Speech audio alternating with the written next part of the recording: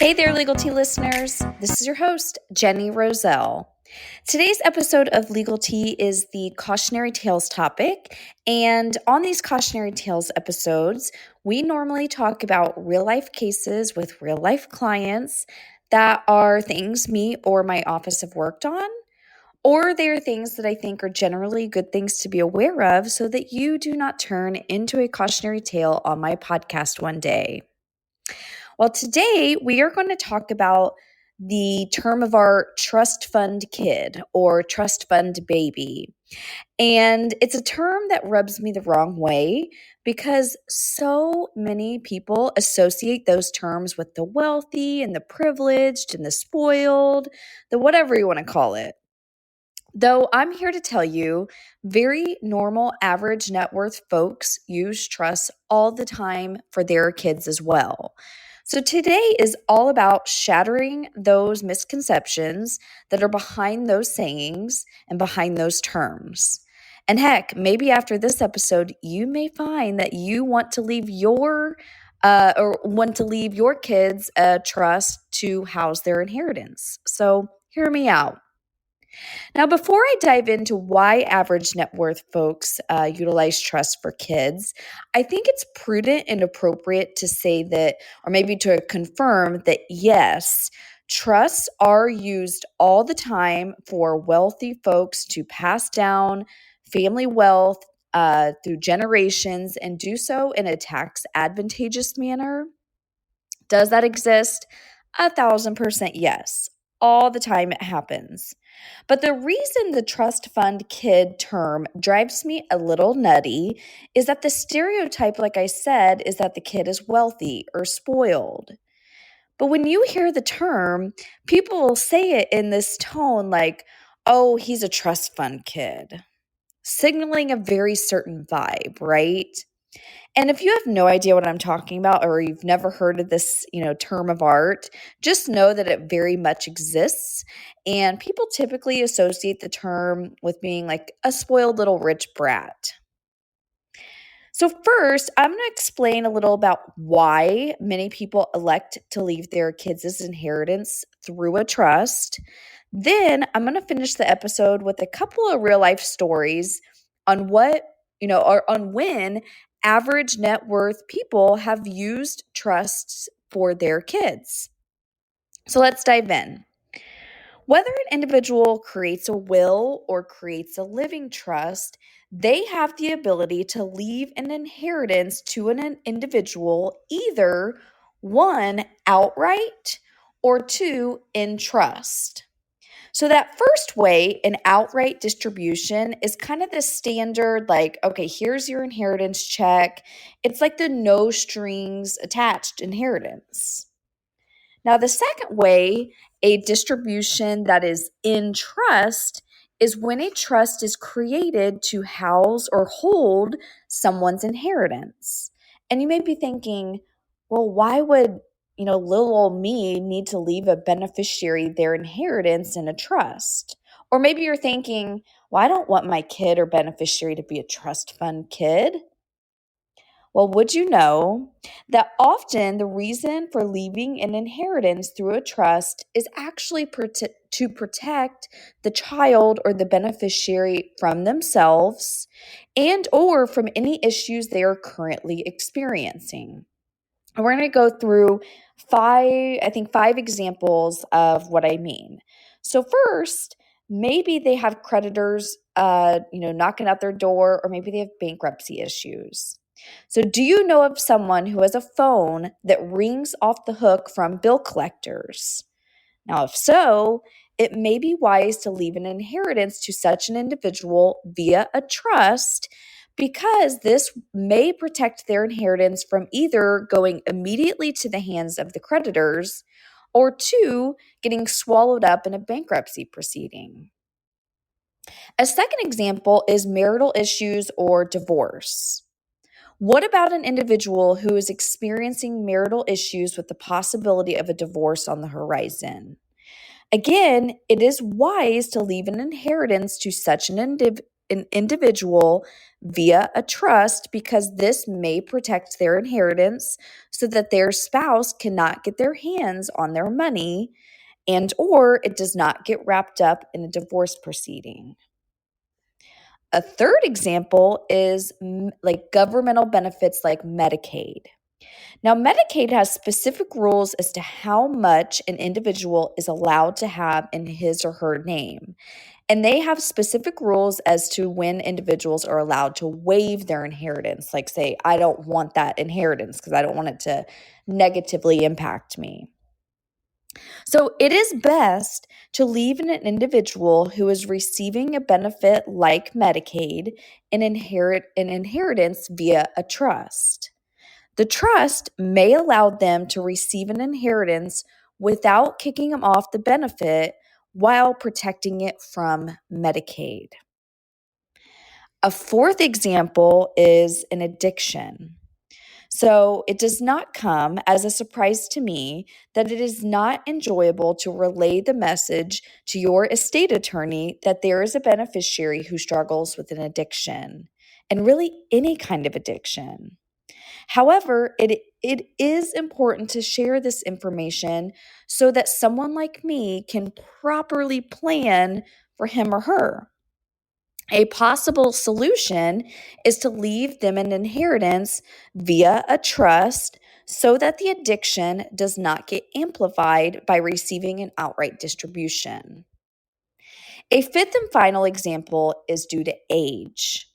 Now, I don't know about you, but if I received an inheritance at the age of like 18 or 21, or really any time in my early 20s, I would likely have spent it as fast as I could say the word mall.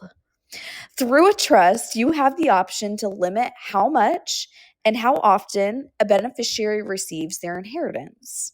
So consider the possibility that their inheritance is divvied up over the course of a set period of point like ages. So you could have like a little at 18, a little at 21, a little at 25, a little at 30.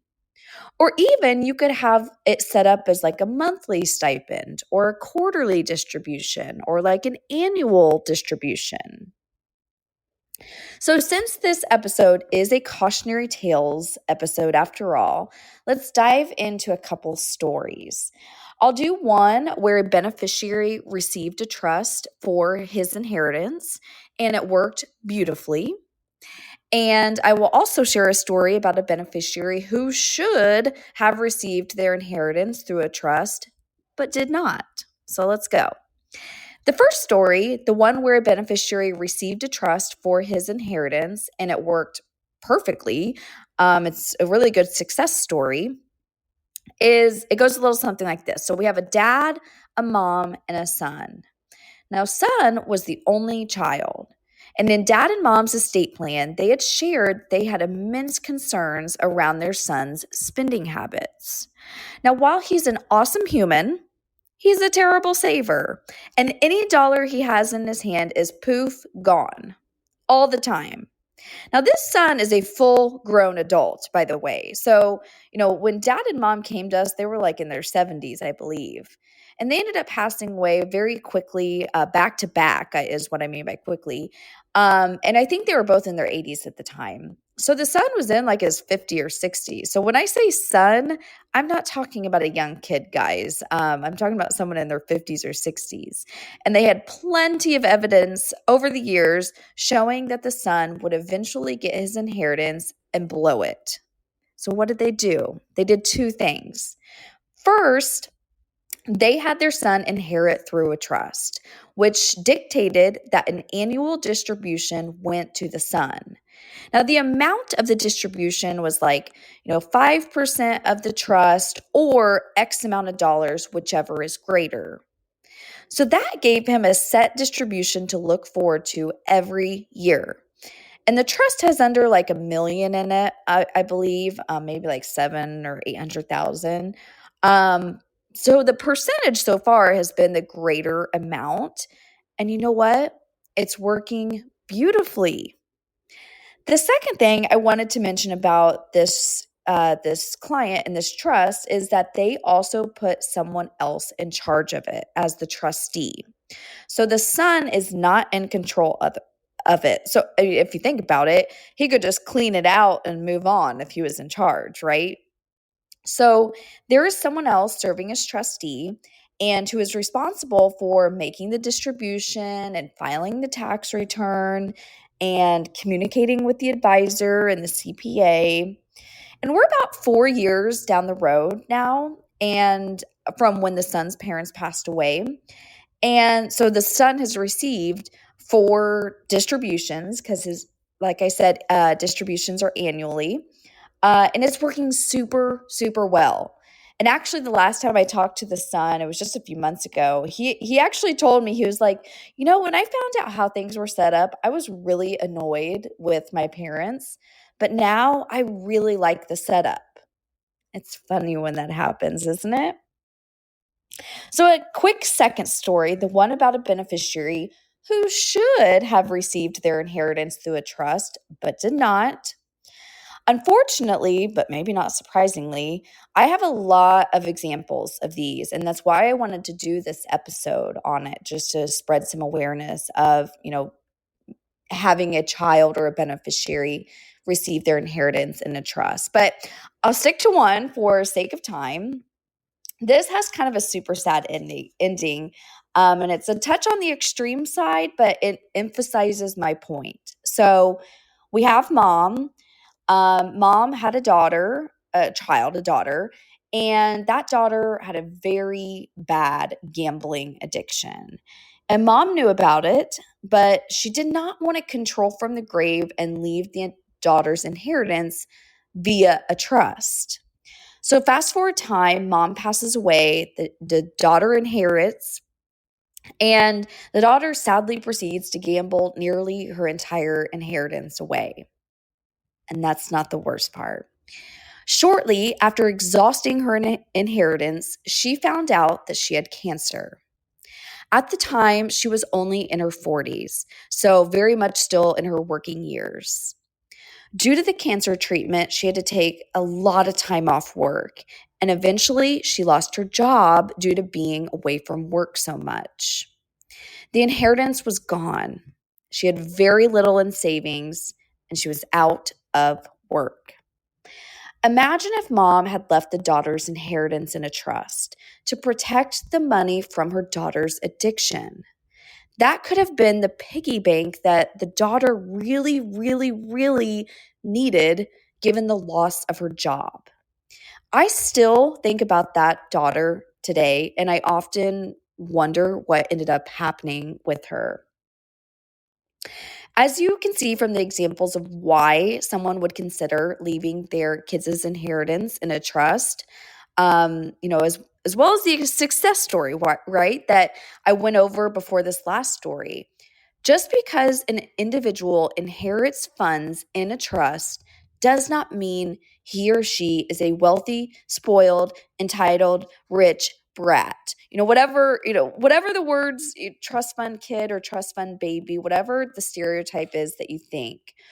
In fact, the reasons I gave earlier, you remember those? Those are not even the only reasons I have seen individuals have trust created for their beneficiaries. There are other reasons it may be worthy to consider it.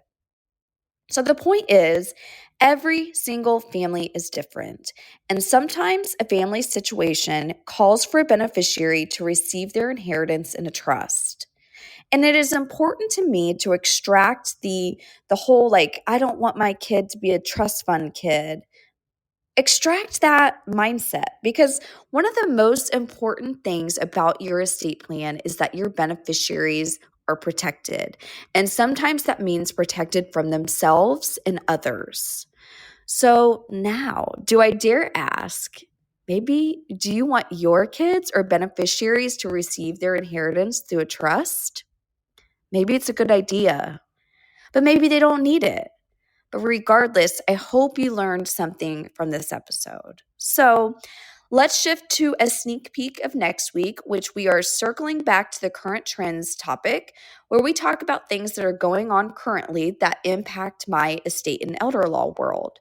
Or maybe they're things that I've stumbled across on the news or social media that are relevant. For next week, as now that we are through the presidential, now that we're through election day, not just the presidential election, and near the transition from President Biden to President Trump, there are a lot of conversations happening about what the future may hold for estate taxes and estate tax planning. So tune in for that topic next week, Legal Tea listeners. And until then, be well and talk soon.